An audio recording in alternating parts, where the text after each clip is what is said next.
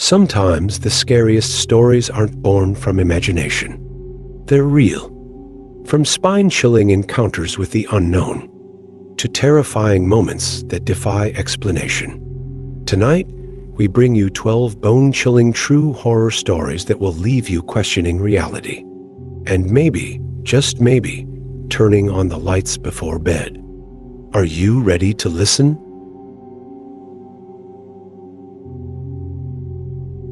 It was a chilly November evening when Ryan moved into the old house.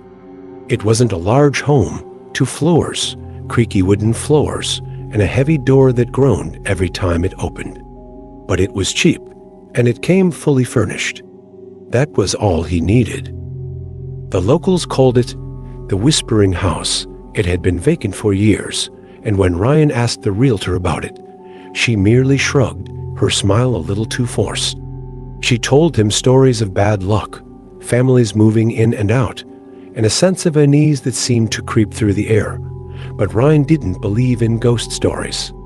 He just wanted a quiet place to start fresh. The first night was peaceful. The house was still, and all he heard was the occasional gust of wind against the window panes. But the second night was different. At around midnight, Ryan was jolted awake by a faint sound, barely audible, like a distant murmur. At first, he thought it was just the wind, but then he heard it again. Soft, unintelligible whispers. He turned on the bedside lamp and sat up, his heart beginning to race. The whispers seemed to come from the walls, low and constant, like a conversation happening just out of earshot. Ryan strained to listen, but couldn't make out the words. He tried to ignore it, convinced that he was just tired, and went back to sleep. The next day, he checked the walls for drafts or small animals that might have crawled into the house. He found nothing unusual.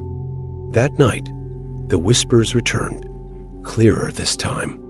They seemed to echo through the entire house, soft at first, but slowly growing louder, insistent.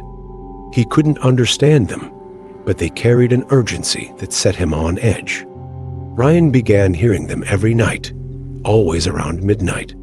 He would lie in bed, blankets pulled up to his chin, ears straining as the whispers grew clearer, but no less incomprehensible. Then, one night, something changed. The whispering stopped abruptly. Silence filled the room. Ryan lay still, waiting for the sound to return. Instead, he heard something worse.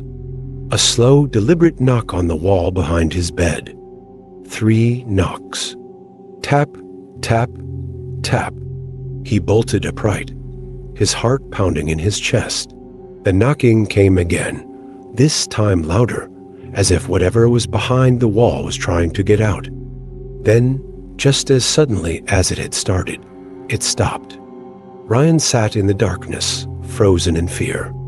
The next morning, exhausted and unnerved, Ryan decided to investigate further. He scoured the internet, reading up on the house's history. He discovered that in the late 1800s, a family had lived there. A father, mother, and their young daughter. One day, the mother had disappeared under mysterious circumstances, and shortly after, the father was found dead in his study. The daughter had vanished without a trace. As the story went, locals believed the father had gone mad and sealed his daughter inside the walls of the house, leaving her to die a slow, agonizing death. Her body was never found. That night, Ryan couldn't sleep. The weight of the story hung heavy on his mind. Around midnight, the whispers returned, louder than ever before. This time, they were frantic, desperate. Then, suddenly, a single voice cut through the others. It was clear, almost like it was right beside him, a child's voice. "Help me." Ryan's breath caught in his throat. The voice was so close, so real. The whispers grew louder, filling the room, rising to a fever pitch. "Help me, please." Ryan couldn't move. He was paralyzed with fear. The knocking started again, this time from multiple walls, as if someone was trapped all around him. The whispers became screams. Desperate, Ryan jumped out of bed and ran for the door, but the heavy wooden door wouldn't budge. The whispers, the knocking, the screams, they were all around him now. The house was alive with sound, with something unseen clawing its way through the walls. And then, as suddenly as it had started, everything stopped. The house was silent again. Ryan stood there, his hand trembling on the doorknob. Slowly, he turned and looked back at the wall where the knocking had come from. There, scratched deep into the old wood, was a message.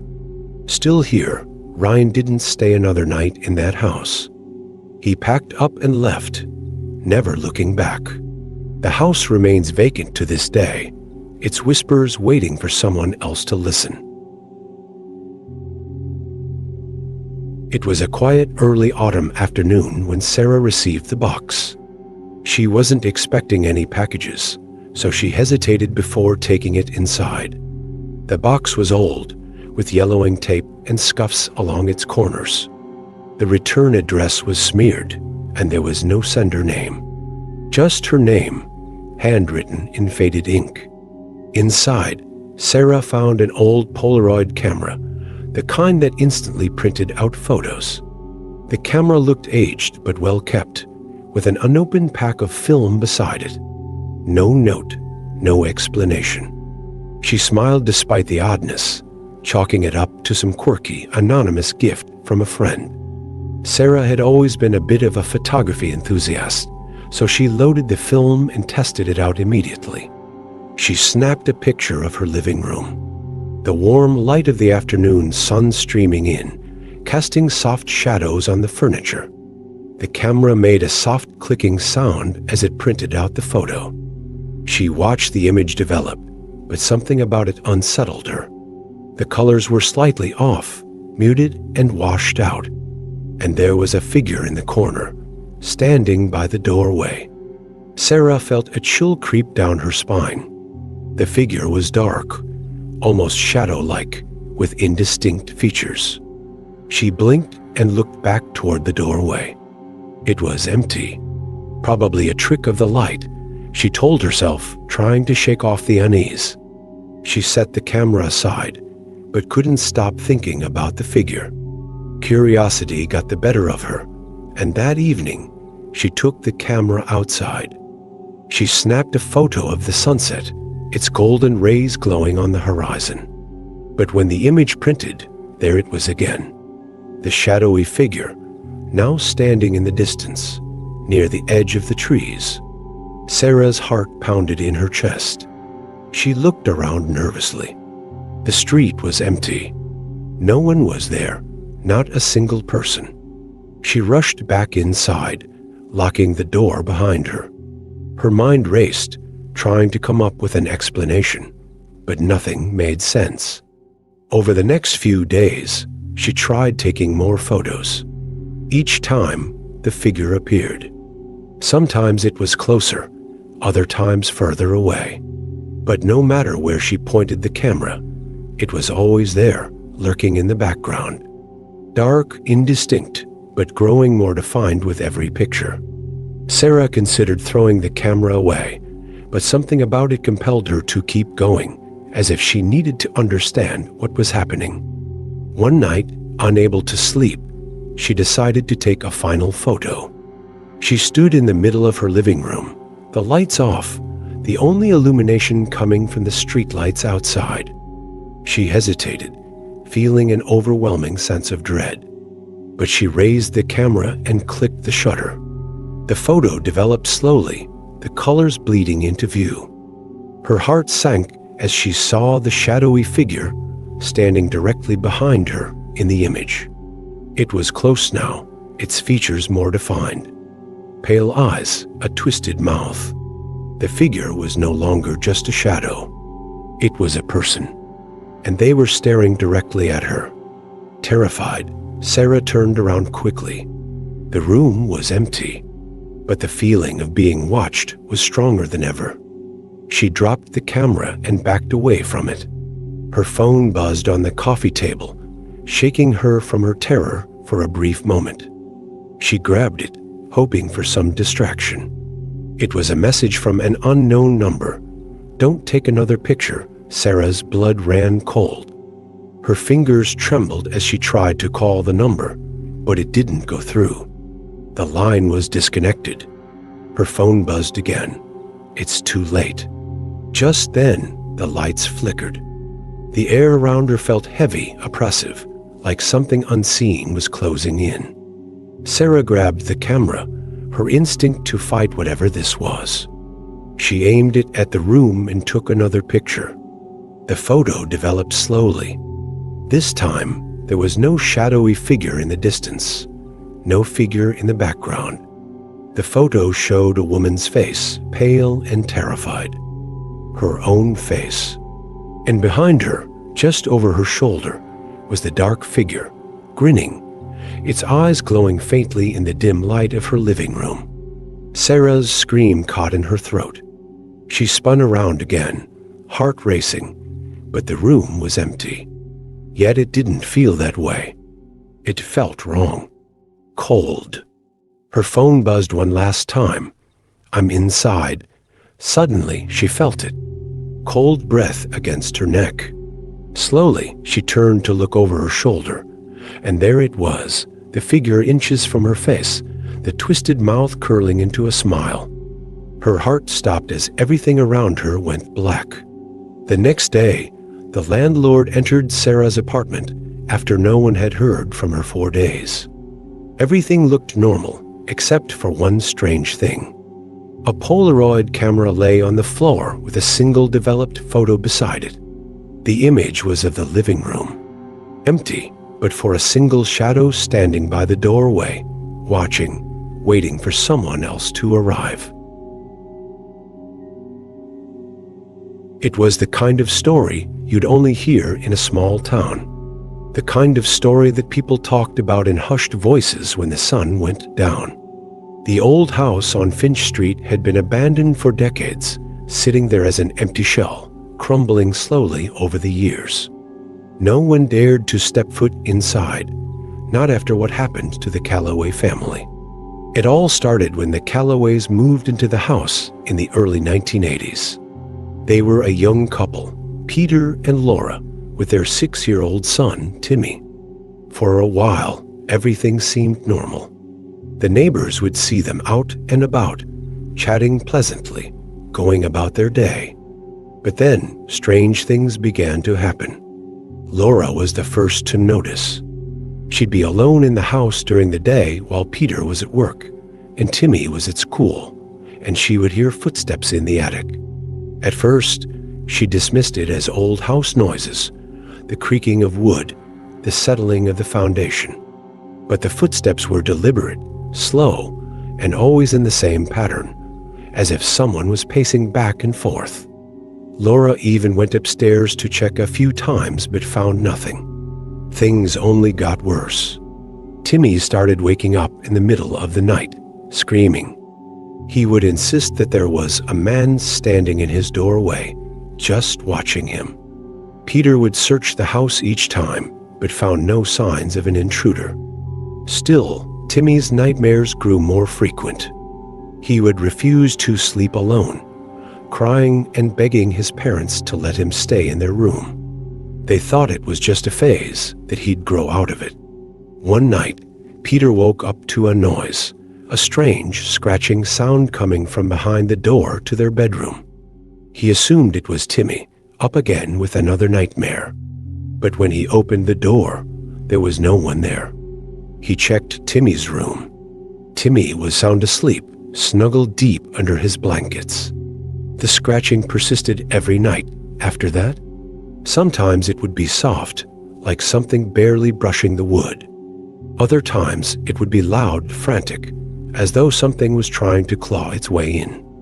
The more Peter listened to it, the more it started to feel deliberate, like it wasn't an animal, but something far more sinister.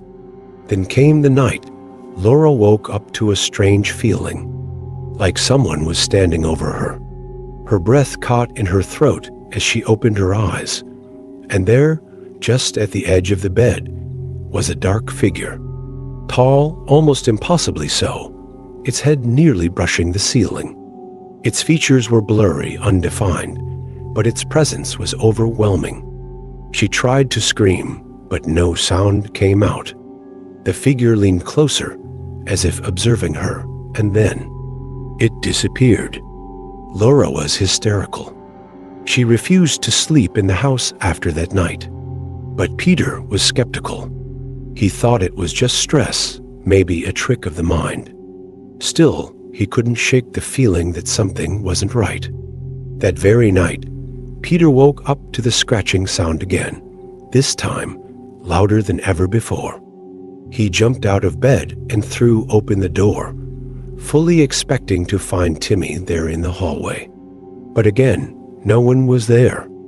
Only silence and darkness greeted him. Frustrated and unnerved, Peter turned to go back to bed when something caught his eye. In the faint moonlight streaming through the window, he saw it, the dark figure, standing at the end of the hallway. It was tall, impossibly thin, and its eyes glowed faintly like dim embers in the night. Peter's breath hitched. He froze, unable to move, his heart pounding in his chest. The figure didn't move. It just stood there, watching him. Slowly, deliberately, it raised one long, bony hand and pointed to Timmy's room. Without thinking, Peter bolted down the hallway, slamming into Timmy's room. He flipped on the light and rushed to the bed. Timmy was gone. The sheets were strewn across the floor, the window wide open. In a panic, Peter and Laura searched the house, the yard, the street, but Timmy had vanished without a trace. The police were called, but no clues were ever found. No one had seen or heard anything. It was as if Timmy had simply disappeared into thin air. The house was abandoned shortly after. The Callaways moved away, their lives shattered by the loss of their son. The house on Finch Street still stands there, empty and decaying, and no one dares to go near it. The locals say that at night, if you listen closely, you can still hear the scratching behind the doors. Some say it's the ghost of Timmy trying to escape. Others say it's something much darker, still waiting inside the house, still watching, still hungry. They say that once you hear the scratching, it's already too late. It had been in Lucy's family for generations, a large ornate mirror with a golden frame that shimmered like the sun. It had hung in her grandmother's house for as long as she could remember.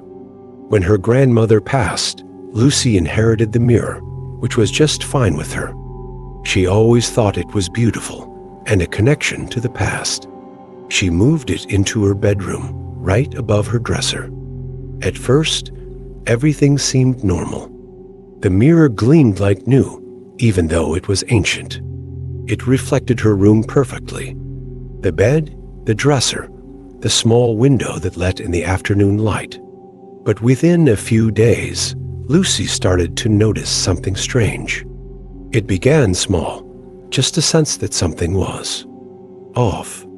Sometimes when she would glance at the mirror quickly, things didn't look quite right. The angle of the bed seemed slightly skewed, or the light in the reflection appeared dimmer than it should be.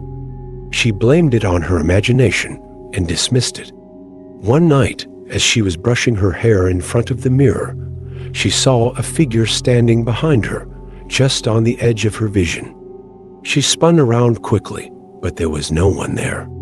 Her heart pounded in her chest, but she told herself it was just a trick of the light, maybe a shadow from outside. But the figure kept appearing. Sometimes it would be in the corner of her eye when she was getting ready for bed. Other times, she would catch glimpses of it while passing by the mirror during the day. It always stood just behind her, barely visible, and when she turned to confront it, the room was empty. One night, she decided to test it. She sat down in front of the mirror and stared into it, determined to see what was lurking in the reflection. For a long time, nothing happened. Her reflection stared back at her, calm and unchanged. Then, just as she was about to give up, she saw it. A shadowy figure appeared behind her in the reflection.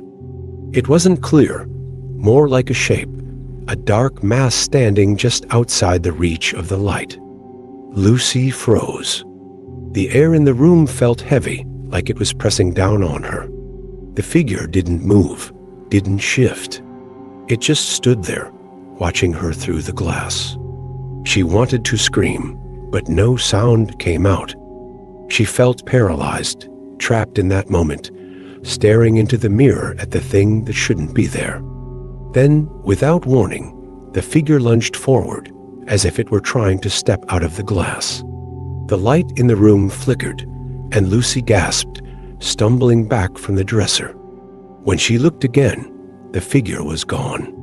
The room was just as it had always been, quiet and still. But Lucy knew something had changed. She could feel it. Something was wrong. That night, she didn't sleep. Every time she closed her eyes, she saw the figure, that shadowy presence reaching for her. She decided she couldn't keep the mirror any longer. The next day, she took it down and moved it to the attic, where she hoped it would be forgotten. But the nightmares didn't stop. Every night, she would dream of the mirror. In her dreams, the figure was no longer just a shadow. It had formed now, a twisted, dark thing with eyes that burned like embers. It would stand behind the glass, staring at her, waiting for her to look back. She would wake up drenched in sweat, her heart pounding, the feeling of being watched lingering in the darkness. One night, she woke to the sound of something moving in the attic. The sound of shuffling feet and quiet whispers echoed down from above.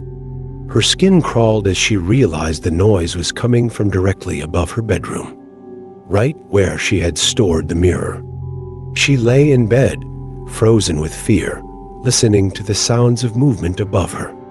The whispers grew louder, more insistent, but she couldn't make out what they were saying. Then, suddenly, they stopped. Silence filled the house. Lucy didn't dare move. She lay there, eyes wide open, staring at the ceiling, waiting for something, anything, to happen. Minutes passed, but nothing stirred. Finally, she let herself relax, convinced that maybe she had imagined it. But as she rolled over to face the wall, her breath caught in her throat. There, on the floor, was the mirror. It was leaning against the wall at the foot of her bed. It had somehow come down from the attic and placed itself there. The glass was dark, almost black, and as she stared into it, she saw them. Countless shadowy figures moving behind the glass, their burning eyes fixed on her. Lucy never left that room. When her family found her, she was sitting on the floor in front of the mirror, her eyes wide and lifeless, her face twisted in terror. The mirror had shattered into 1,000 pieces, but each shard still held a reflection of her. And behind her, in every fragment, the shadowy figures watched, and now, every time someone moves into that house, the mirror seems to find its way back to the wall, waiting for someone else to look too long and see what's hiding inside. It started with a phone call. Kate had been working late, alone in her small apartment. The hum of her laptop and the occasional passing car were the only sounds filling the room. The clock on her wall showed 11:47 p.m. as she finally decided to call it a night. Just as she was about to shut down her laptop, her phone rang. Unknown number. She hesitated, staring at the screen for a moment before answering. Hello. There was no response. At first, she thought maybe it was a glitch, just dead air, but then she heard it. A faint breathing on the other end. Slow and deliberate. She felt a chill crawl up her spine. Hello, she repeated, more firmly this time. Still no answer. just breathing. Soft, steady, unnervingly calm. She hung up, trying to shake off the unease that clung to her. It was probably just some weirdo messing around, she told herself. But deep down, it felt wrong. The next night, it happened again. Same unknown number. Same eerie breathing. She hung up almost immediately, but her heart raced long after the call ended. The feeling of being watched lingered, even though she knew she was alone. This continued for days. The calls always came around the same time, just before midnight. Sometimes the breathing was louder, closer. Sometimes there was a faint sound in the background, like distant tapping or a low hum she couldn't quite place. But there were never any words. Just silence and the breathing. Kate reported it to her phone company, but they told her there was no way to trace the number. She even went to the police, but without a real threat, there was little they could do. She tried blocking the number, but somehow the calls still came through. One night, out of frustration, she decided to confront the caller. She answered the phone, and before the breathing could start, she shouted, "Who are you? What do you want?" For a few seconds, there was silence. Then, for the first time, a voice responded. It was a whisper, raspy and barely audible, as if the speaker was struggling to push the words out. "I'm close." Kate's blood ran cold. She hung up and immediately locked all her doors and windows, her hands shaking. She checked every room in her apartment, even the closets, but no one was there. Yet the feeling of being watched persisted, stronger than ever. That night, she barely slept. Every creak, every shadow seemed sinister. The hours dragged on until finally, morning light streamed through her windows. Exhausted, Kate convinced herself that she was letting this caller get to her. She decided to stay with a friend for a few days, hoping to get away from the disturbing calls. But they didn't stop. Her phone rang the first night at her friend's place. The same unknown number, the same breathing. Only this time, there was something different. As she listened, terrified, she heard the breathing become strained, like someone struggling. Then very faintly, she heard it, a soft, almost imperceptible knock. It wasn't coming from her phone. It was coming from the front door. Her heart pounded in her chest. She slowly approached the door, her hand trembling as she reached for the knob. Her friend was sound asleep upstairs. The house was silent. Another knock, louder this time. She pressed her ear against the door, trying to listen. The phone call was still active, the breathing growing heavier in her ear. And then she heard it, the whisper again, closer than ever. "I'm here."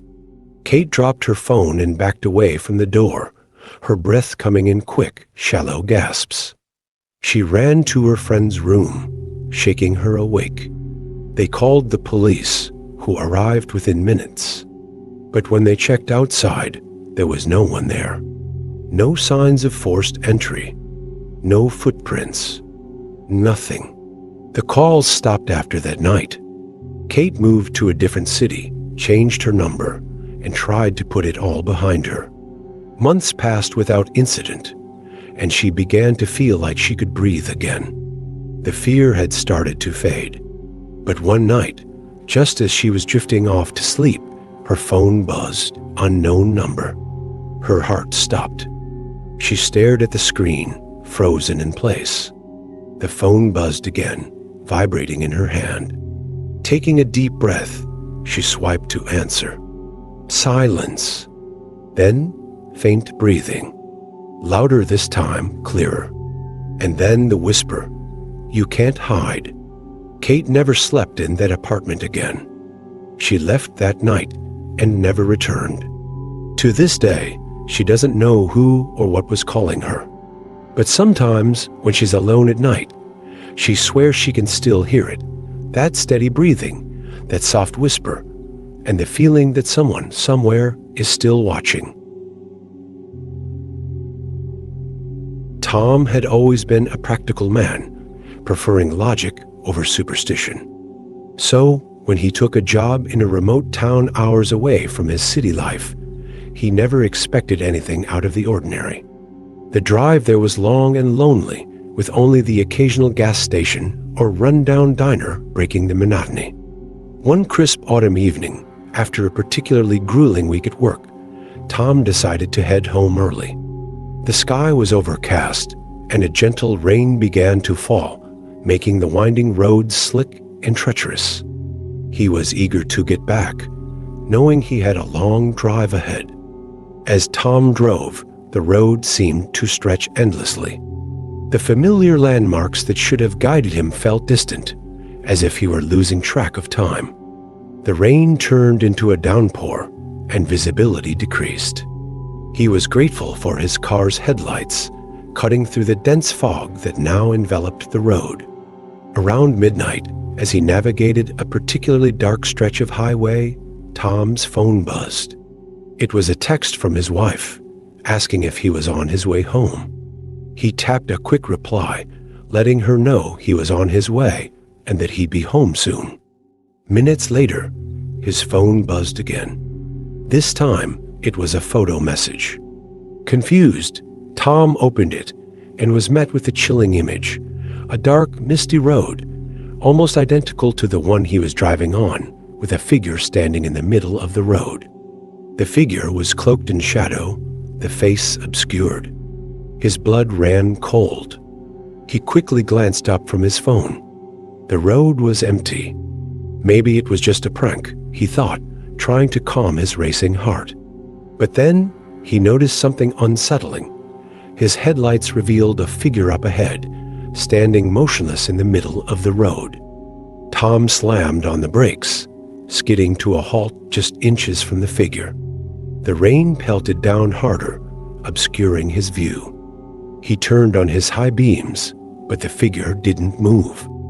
It was as if it was frozen in place, a dark silhouette against the stormy backdrop. He honked his horn, but the figure remained unmoving. Tom's heart pounded as he fumbled with his phone, debating whether to call for help or take a different route. As he tried to dial, the figure finally began to move, slowly and deliberately, stepping to the side of the road. Relieved, Tom eased his car past the figure, keeping a close eye on it through his rearview mirror. The figure stood silently, watching as he drove away. Once he felt he was a safe distance, he took a deep breath and tried to push the encounter out of his mind. An hour later, Tom pulled into his driveway, exhausted but relieved. He went inside, where his wife greeted him with a concerned look. She mentioned that she had received a strange text earlier with a photo of Tom's car on the road. The image had been sent from Tom's own number. Tom's blood ran cold. He checked his phone and found the same eerie photo from earlier, but now it was saved in his gallery, time-stamped for the moment he'd received it. He also noticed a new message that had arrived just minutes before he pulled into the driveway. "I'm closer than you think." Shaking, Tom reviewed the photo of the figure on the road. In the background, beyond the shadowy figure, he saw a familiar sight, his own car's headlights casting a long shadow on the road. That night, Tom couldn't shake the feeling of dread. He couldn't sleep, and every time he closed his eyes, he saw that dark figure standing alone in the rain, watching him. The next day, he went back to the stretch of road where he had seen the figure. It was clear and dry, with no signs of anyone having been there. He even asked around at the nearby gas stations and diners, but no one had seen anything unusual. Though he never encountered the figure again, the unsettling experience left a mark on him. He couldn't explain how the figure had appeared so precisely in the same spot he was driving, or how it had sent him a message from his own number. To this day, Tom avoids that road whenever he can. Every time it rains, he finds himself checking his phone, half expecting another message from the unknown figure. The image of the shadowy figure, and the eerie message remain etched in his mind, a chilling reminder of that long, dark drive home. Julia had always loved old family heirlooms. When she inherited a delicate silver locket from her grandmother, it became one of her most treasured possessions.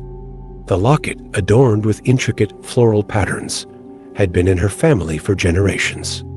Her grandmother had told her it was special, but Julia never quite believed in the superstitions surrounding it, until the night she found out just how true those stories were. It was a cold December evening when Julia decided to wear the locket for a holiday party. The snow had begun to fall heavily, blanketing the city in a soft white layer. Julia admired the locket in the mirror, noting how it glinted in the soft light of her bedroom. The party was lively, filled with laughter and the clinking of glasses. Julia was enjoying herself when, at the stroke of midnight, she felt a sudden chill. She looked down and noticed the locket was gone. Panic set in as she checked her pockets and the floor around her. The locket was nowhere to be found. Julia retraced her steps, searching the party venue, but it was as if the locket had vanished into thin air. She left the party early, feeling disheartened and anxious. The drive home was quiet, the only sound the crunch of tires on snow. As she walked up the stairs to her apartment, Julia couldn't shake the feeling of being watched. The sensation intensified as she entered her apartment and closed the door behind her. The air felt heavy, almost oppressive. She made a quick dinner and tried to push the evening's events out of her mind. But as she was about to turn in for the night, she noticed something strange. The locket was lying on her bed. Confused, Julia picked it up, examining it closely. It seemed to be the same locket, but there was something different about it. The intricate floral patterns looked more pronounced, almost as if they were moving. She shrugged it off, attributing it to fatigue, and decided to get some rest. That night, Julia was jolted awake by a soft, persistent knocking sound. Groggy and disoriented, she looked around her dark apartment, trying to locate the source of the noise. The knocking continued, rhythmic and steady, coming from the wall beside her bed. Trembling, she approached the wall and listened. The knocking stopped abruptly. Julia's heart raced as she turned on the light and searched the area, but found nothing unusual. She tried to convince herself it was just a dream and went back to sleep. The next morning, Julia noticed the locket was missing again. She searched her apartment frantically, but it was nowhere to be found. Her anxiety grew, and she couldn't shake the feeling that something was terribly wrong.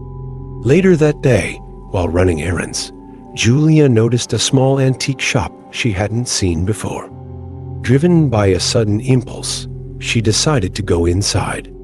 The shop was filled with dusty old items, and a sense of foreboding hung in the air.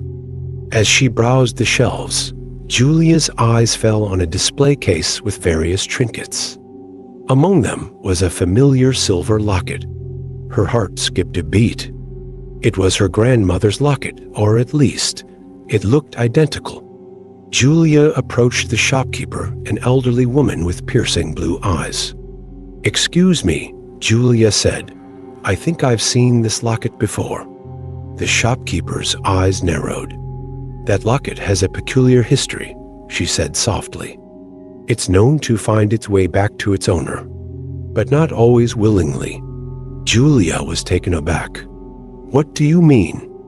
The shopkeeper continued.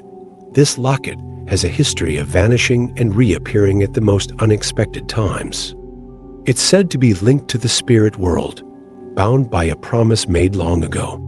Julia's unease grew. She remembered her grandmother's stories about the locket being special, but she had never taken them seriously. Now, it seemed there was more to the locket than she had imagined. The shopkeeper offered Julia the locket back, but warned her to be cautious. As Julia left the shop, she felt a strange weight lifted from her shoulders. The locket was back around her neck, but its presence felt different, more watchful. That night, Julia was haunted by vivid dreams of shadows moving through her apartment and whispers calling her name. When she awoke, the locket was missing again. Julia never saw the locket again. It vanished as mysteriously as it had reappeared. Despite her best efforts, she never found it. She moved to a new city, hoping to escape the unsettling experiences tied to the locket. Years later, Julia still sometimes feels a chill in the air or hears a distant knocking sound.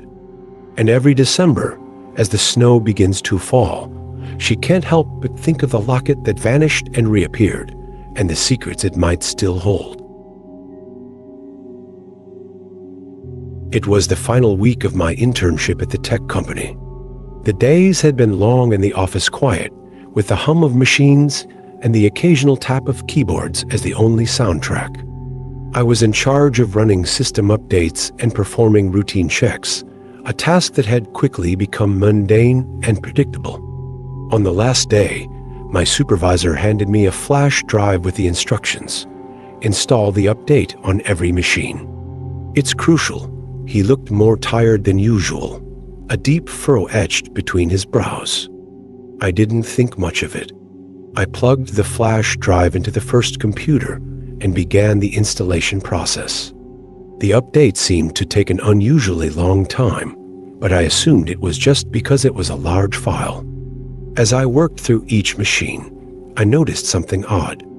The office lights flickered occasionally, casting erratic shadows on the walls. The other interns, usually a lively bunch, seemed distant and unresponsive. I brushed it off as fatigue and continued with the task. It wasn't until I reached the final computer that things took a turn. The screen showed an unfamiliar loading bar, one that seemed to stretch endlessly. The machine emitted a soft, almost imperceptible hum that grew louder with each passing second. I felt a chill run down my spine, but dismissed it as just a draft.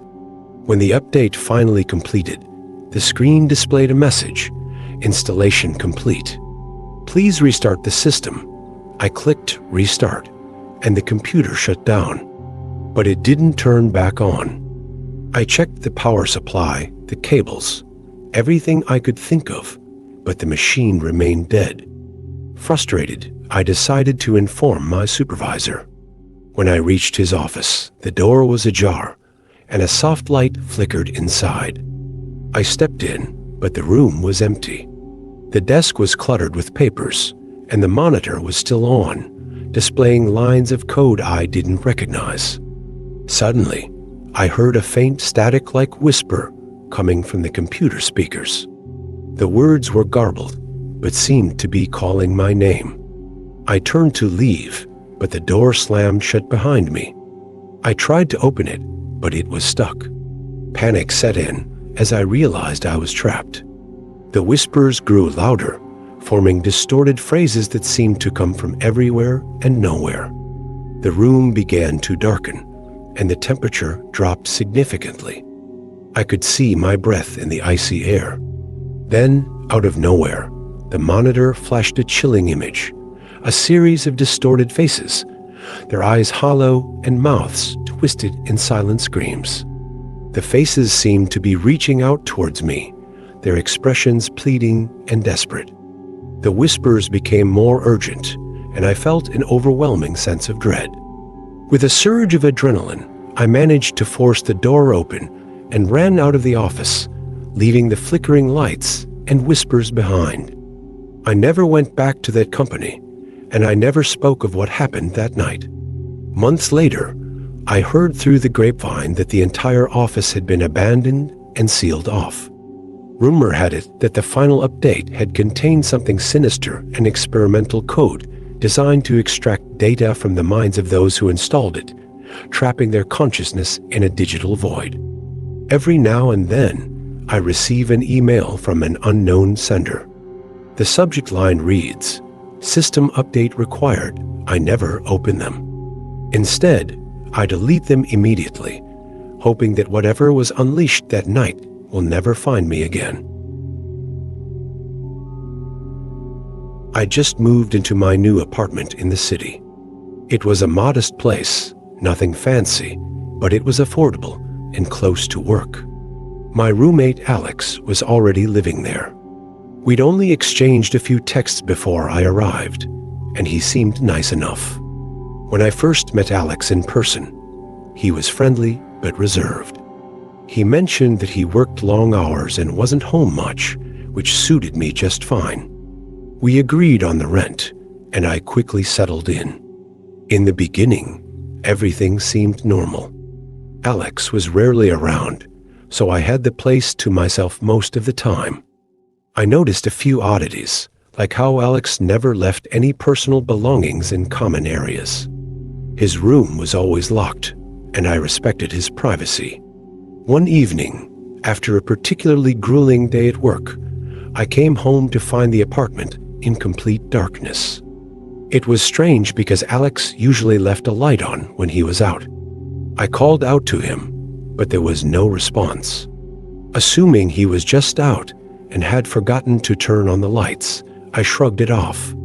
A few nights later, I woke up in the middle of the night to the sound of someone moving around in the apartment.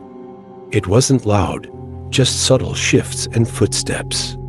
I checked my phone, 3:15 a.m. I called out again, but no one answered. When I went to check the living room, it was empty and everything seemed in order. I found it odd, but didn't think too much of it. The next day, I mentioned it to Alex. He seemed a bit uncomfortable and assured me that he hadn't been home. I let it go, but the noises continued sporadically over the following weeks. I even started to hear faint whispers sometimes, but whenever I tried to pinpoint the source, it would stop. One weekend, Alex was away on a business trip, and I had the apartment to myself. I decided to investigate. I searched the apartment from top to bottom, but found nothing unusual except for Alex's locked room. The soundproofing was so effective that even with the door closed, I couldn't hear anything from inside. I had a friend come over to keep me company that night. We joked about how Alex was probably secretly a ghost and laughed it off, but the uneasy feeling remained. The next week, Alex returned. I was in my room when I heard him come in. We exchanged pleasantries, and he went into his room as usual. I decided to leave a note for him, asking if we could talk. I slipped it under his door, then waited for his response. Later that evening, I saw Alex's door was slightly ajar.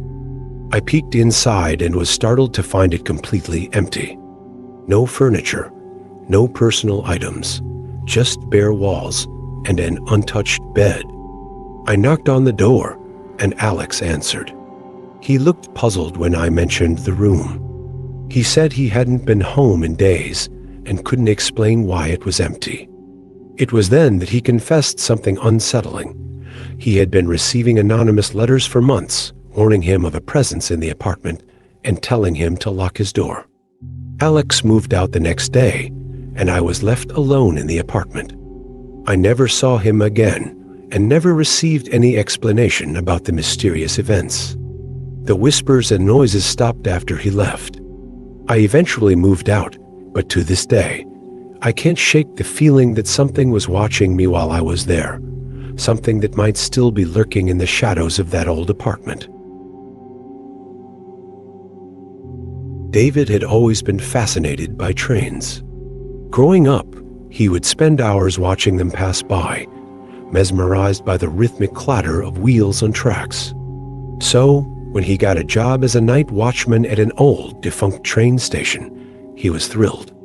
The station had been closed for years, but David relished the opportunity to be around the trains he loved, even if it was just in an empty, abandoned station. One evening, as he was making his rounds, David noticed something strange. The station's old ticket office, which had been locked up and unused for years, had its light on. This was odd because the station's power had been turned off for maintenance. Curious, David approached the office, but the light quickly flickered out. He shook it off as a malfunction and continued his rounds. The next night, the same thing happened. The ticket office light was on again, and David could swear he saw shadowy figures moving inside. He tried the door, but it was locked, and the light flickered out before he could get a closer look. Feeling unnerved but still intrigued, David decided to investigate further. Over the next few nights, the occurrences became more frequent. The light in the ticket office would come on, and David began hearing strange noises, distant, rhythmic clattering, like the sound of a train approaching. He would go to investigate, but each time he found nothing but empty rooms and silence. One particularly cold night, David decided to stay in the ticket office to see if he could catch whatever was causing the disturbances. He brought a book and a flashlight, settling into a corner of the office. As the night wore on, he felt increasingly uneasy, as if he was being watched. Around midnight, he heard the sound again, the rhythmic clatter of wheels on tracks. It was closer this time, louder and more persistent. David's heart raced as he listened. The sound was unmistakable now. A train was coming. David quickly looked out the window, expecting to see the familiar sight of a train pulling into the station. Instead, he saw nothing but darkness. The clattering continued, growing louder and louder, until it was deafening. The sound seemed to come from all directions, echoing off the walls and filling the empty station. Suddenly, the light in the ticket office flickered back on, illuminating a scene that made David's blood run cold. The walls were covered in graffiti and old ticket stubs, but the most alarming thing was the shadowy figures that seemed to be moving just beyond the light. They were barely visible, like ghostly silhouettes, but they seemed to be approaching the office. David's panic rose as the sound of the train grew louder. He grabbed his flashlight and bolted for the door, but it was stuck. He tugged and pushed, but it wouldn't budge. The rhythmic clattering reached a fever pitch, and David could feel the vibrations through the floor. The door suddenly swung open with a force that nearly knocked him off his feet. David stumbled into the hallway, his flashlight flickering wildly. The clattering had stopped, but he could still hear the faint sound of something moving behind him. He didn't look back as he sprinted out of the ticket office and through the station. When he finally reached the exit, he slammed the door behind him and took a deep breath. The night was cold and quiet, and the eerie clattering was gone.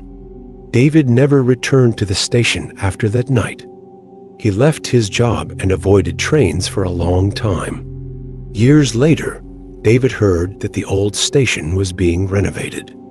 Curiosity got the better of him, and he went back to see the changes. The ticket office had been cleaned up and refurbished, but there was something strange about it. The light fixture, which had been old and rusty, was now brand new, but the electrical wiring had been completely replaced. In 2008, Jenna was a rookie delivery driver for a small-town courier service. The job wasn't glamorous, but it was steady work, and she enjoyed the quiet drive through the countryside. Her route took her to various rural homes and farms, often requiring her to navigate narrow, winding roads. One late autumn evening, Jenna was assigned a final delivery. It was an urgent request from a local resident who needed a package delivered to an isolated farmhouse on the edge of town. The address was in an area she hadn't been to before, but she was confident she could find it. The drive took her deeper into the woods, where the roads became increasingly narrow and treacherous. The sky was overcast, and a light rain began to fall, making the already slick roads even more challenging. Jenna relied on her GPS to guide her through the maze of twisting roads. After what felt like hours, she finally arrived at the farmhouse. It was a large old structure with an overgrown yard and a dilapidated barn nearby. The house appeared abandoned, but the porch light was on, and a note was taped to the front door. Jenna approached the door, clutching the package tightly. The note read, "Leave the package on the porch." "I'll be out shortly." The handwriting was scrawled, almost hurried. She set the package down and turned to leave when she heard a creaking noise from inside the house. Startled, Jenna glanced back but saw no one. The front door was slightly ajar, and she caught a glimpse of dim, flickering light from within. She turned to get back to her truck, feeling an uneasy chill. The rain had picked up, and the air felt colder. Just as she was about to open her truck door, she heard footsteps behind her. Turning quickly, she saw a shadowy figure in the doorway. The figure was barely visible, but it looked like a person, dressed in old-fashioned clothing. The figure didn't move, just stood there watching her. Jenna's instincts told her to leave immediately. She climbed into her truck and started the engine, glancing nervously at the farmhouse. As she drove away, Jenna couldn't shake the feeling of being watched. She glanced in her rearview mirror, but saw only darkness and rain. She was relieved to get back to the main road, but her unease remained. When Jenna returned to the courier services office, she mentioned the strange experience to her colleagues. They all listened, some nodding knowingly, but one older driver, Tom, looked particularly troubled. "That farmhouse has a reputation," Tom said quietly. "People say it's haunted.